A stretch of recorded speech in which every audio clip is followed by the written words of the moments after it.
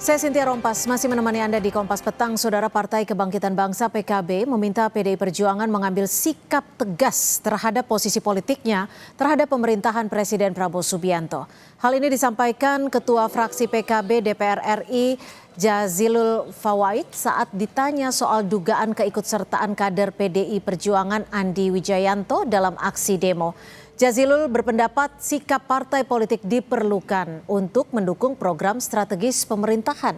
Sementara menurut PKB, sikap PDI Perjuangan masih abu-abu. PDI Perjuangan tidak tegas menyatakan berada di pemerintahan, tapi juga tidak menunjukkan sikap berada di luar pemerintahan.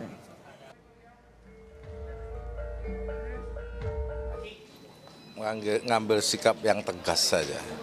Kalau di oposisi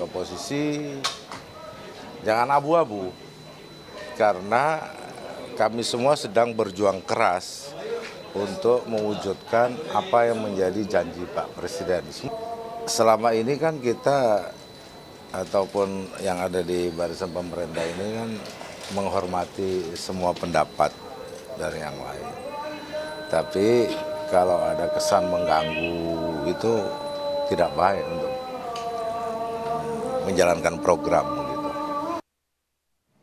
Sementara juru bicara PDI Perjuangan Guntur Romli menegaskan, sesuai dengan keputusan Kongres dan instruksi Ketua Umum PDI Perjuangan, tegas berada di luar pemerintahan dan menjadi penyeimbang kekuasaan. Sebab mayoritas partai politik di DPR sudah masuk dalam pemerintahan sehingga perlu ada partai yang berada di luar pemerintahan dan menjadi penyeimbang.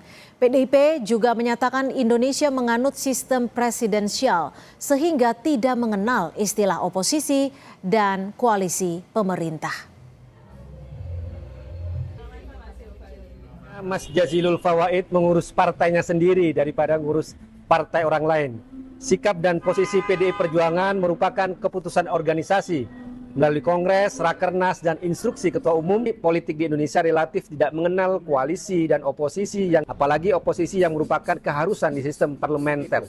Posisi PDI Perjuangan sudah tegas berada di luar pemerintahan dan menjadi penyeimbang kekuasaan. Kenapa perlu menjadi penyeimbang? Karena mayoritas DPR sudah dikuasai oleh partai-partai yang masuk dalam pemerintahan.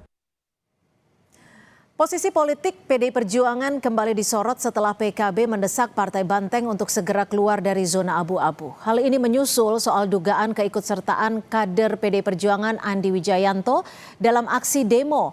Apakah posisi politik PDIP patut dipertanyakan atau justru PKB terlalu mencampuri urusan dapur partai lain seperti yang disinggung juru bicara PDI Perjuangan Guntur Romli. Kita bahas bersama Jubir PDI Perjuangan Seno Baskoro dan juga Direktur Eksekutif Indikator Politik Indonesia Burhanuddin Muhtadi. Sebelumnya saudara, kami juga sudah mengundang kader PKB namun hingga saat ini belum ada yang merespon dari pihak PKB. Selamat sore Mas Seno, selamat sore Mas Burhan.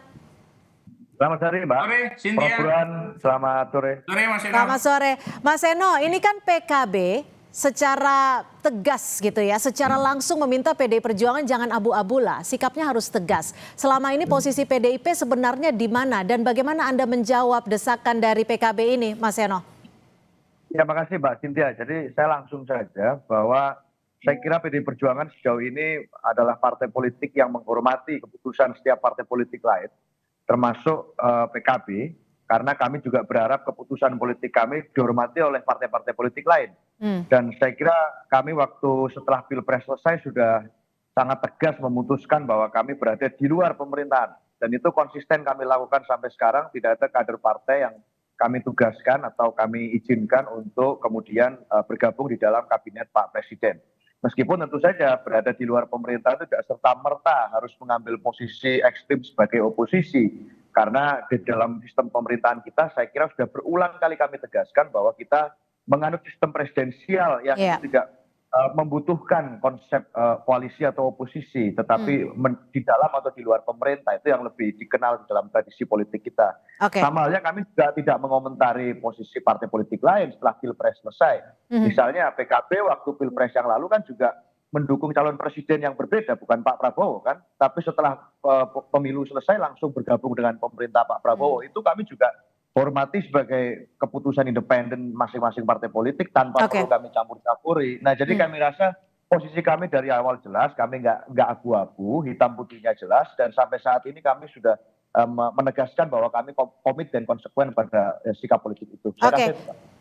Mas Burhan, menurut Anda sendiri, mengapa statement ini dikeluarkan dari PKB? Ada apa sebenarnya? Kenapa harus PKB menurut Anda? Ya, menurut saya begini ya, PKB mengeluarkan pernyataan tersebut tidak unik berasal dari PKB sendiri, tetapi mungkin ada semacam perasaan kolektif di antara sebagian koalisi pendukung pemerintah yang merasa bahwa PDI Perjuangan di satu sisi masih menampakkan sikap mendua, sesuatu yang mungkin buat PKB atau partai-partai koalisi pemerintah itu menyulitkan buat mereka untuk melakukan mitigasi secara politik. Tapi buat saya apa yang dilakukan oleh PDI Perjuangan menurut saya sudah sesuai dengan porsinya sebagai partai penyeimbang yang berada di luar pemerintah. Kalaupun toh betul statement yang dikatakan oleh PKB bahwa Mas Andi Wijayanto dianggap ikut serta dalam aksi, ya memang fungsi PDI Perjuangan sebagai partai di luar pemerintahan ya harus seperti itu. Jadi menyuarakan aspirasi yang dianggap tidak terwakili oleh pengambilan keputusan di level eksekutif, ya. Bahwa kemudian ada beberapa elit PDI Perjuangan yang dianggap masih sweet ya terhadap pemerintah, itu kan tidak menunjukkan bahwa sikap PDI Perjuangan terbelah. Oke, tapi gini, Mas. Secara institusional sebenarnya sikap PDI Perjuangan sudah sesuai dengan keputusan rapat atau kongres ataupun rakernas ataupun apapun yang namanya ya yang sudah diambil oleh PDI Perjuangan dalam mengambil sikap dengan pemerintah Pak Prabowo. Mas Burhan, tapi gini, kalau kita lihat dari komposisinya saat ini, sebenarnya kan komposisinya sudah dikuasai oleh hampir sebagian besar partai. PDI Perjuangan hanya sebagian kecilnya. Apakah memang posisi PDI Perjuangan dalam tanda kutip begitu menakutkan menurut Anda? Ya, sebenarnya bukan secara politik ya. Kalau secara politik kan bagaimanapun PDI Perjuangan sangat minoritas di parlemen. Dalam pengertian dibanding 7 partai pendukung pemerintah yang total lebih dari 80% ya, kekuatan di parlemen. Jadi bukan dari situ. Tapi saya lihat sepertinya message dari PKB itu berkaitan dengan positioning partai-partai pemerintah ataupun PDI Perjuangan di mata publik. Jadi dengan mengatakan seperti itu, PKB ingin mengatakan kepada publik bahwa PDI Perjuangan itu masih bermuka dua, gitu loh, tidak all out. Jadi dengan demikian diharapkan kredibilitas PDI Perjuangan di mata publik bisa terdistorsi gitu ya dengan jadi ini baca ya terhadap motif politik PKB. Karena kalau misalnya cuma satu partai yaitu PDI Perjuangan yang paling konsisten berada di luar, kemudian situasi seperti sekarang itu kan secara elektoral mereka yang tidak terwakili aspirasinya oleh pengambilan keputusan di level eksekutif kan akan memberikan limpahan dukungannya kepada PDI Perjuangan saja. Nah itu yang ditakutkan oleh PKB gitu. Oke, bagaimana Mas Seno jika memang ada dugaan bisa saja kenapa saat ini PDI Perjuangan seakan sikapnya masih mendua. Dan apa yang disampaikan oleh PKB sendiri, PDI Perjuangan merasa terganggu tidak dengan desakan ini? Ya terganggu sih enggak ya, cuma heran aja gitu. Kenapa kok kemudian harus menyampaikan itu di saat ini gitu kan? Karena saya kira kan posisi PDI Perjuangan itu nggak berubah-ubah. Dari awal kita bilang di luar pemerintahan, di luar. Tetapi bahwa kita akan mengambil posisi sebagai partai penyeimbang sudah sangat clear. Alasannya juga jelas, konkret. Yaitu bahwa di Senayan itu mayoritas partai politik hari ini semuanya sudah ke pemerintah. Maka perlu ada yang menjaga mekanisme check and balance.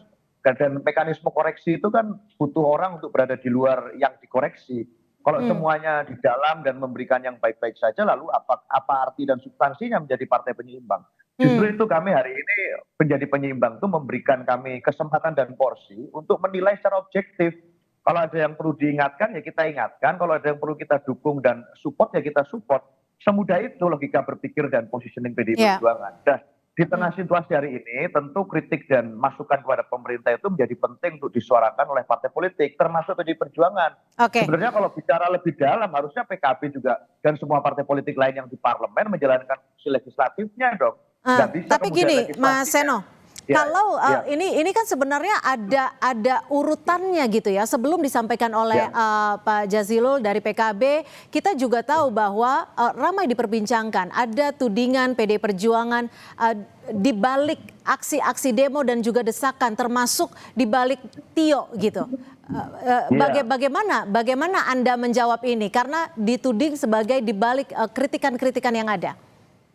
Ya itu tudingan yang agak salah sasaran dan asal mengkambing hitamkan ya. Mencari sasaran paling enak itu kan mengkaitkan satu peristiwa dengan kelompok yang lain yang untuk jadi kambing hitam. Nah kami tuh bingung gitu loh Mbak. Itu kan seperti mengecilkan gerakan civil society yang hari ini itu semua informasi sudah sangat mudah diterima siapapun tanpa perlu dimobilisasi atau dikompor-kompori oleh kekuatan manapun.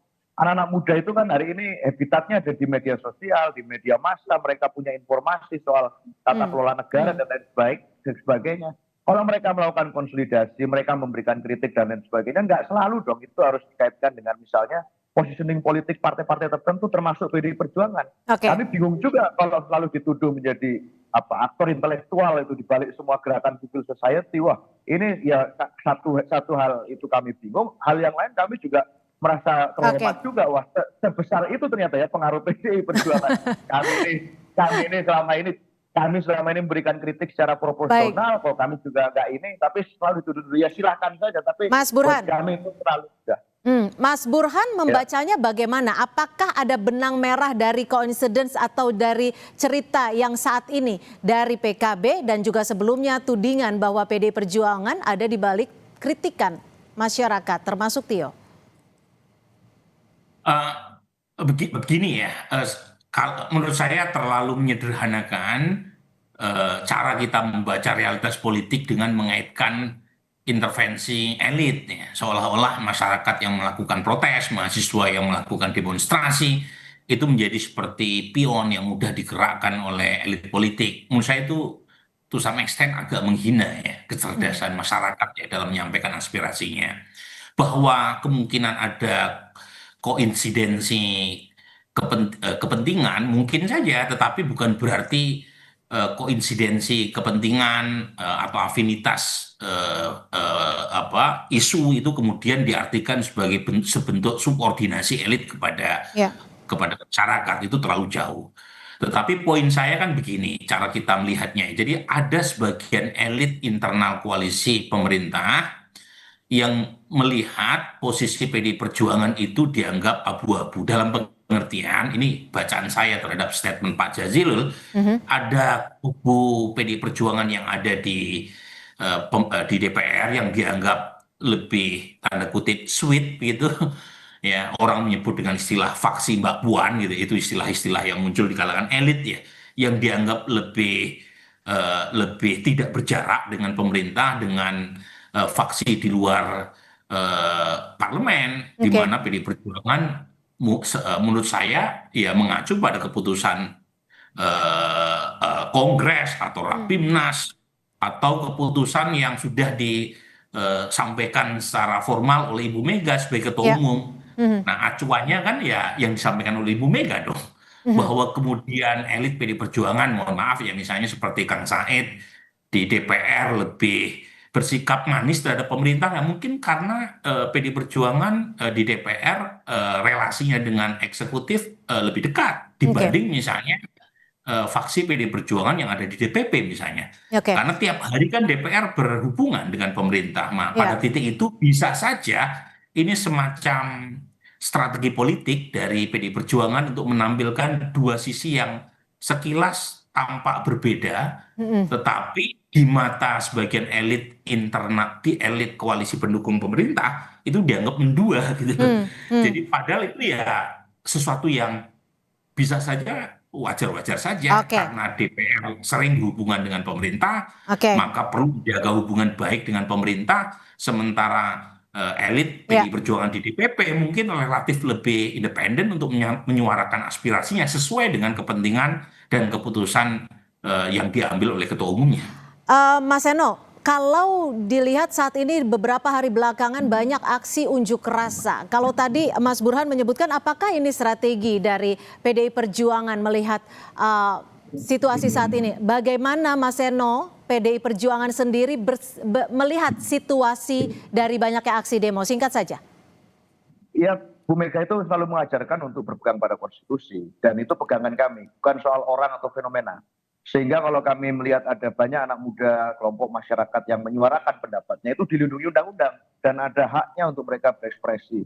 Sehingga kami berada di titik itu. Kalau ada kritik, di mana ada api, pasti ada asap. Asapnya apa? Asapnya permasalahan yang hari ini kemudian dipetakan oleh banyak masyarakat, itu membutuhkan perhatian serius dari pemerintah. Nah, jawaban untuk menjawab apa yang menjadi kritik masyarakat buat PDI Perjuangan, rumusnya sederhana. Selesaikan masalahnya, dengar kritiknya, jangan denial. Saya yakin itu akan kemudian lebih baik, lebih positif daripada hantam sana sini, tuduh sana sini. Itu lebih penting. Saya kira itu, Mbak. Baik, terima kasih.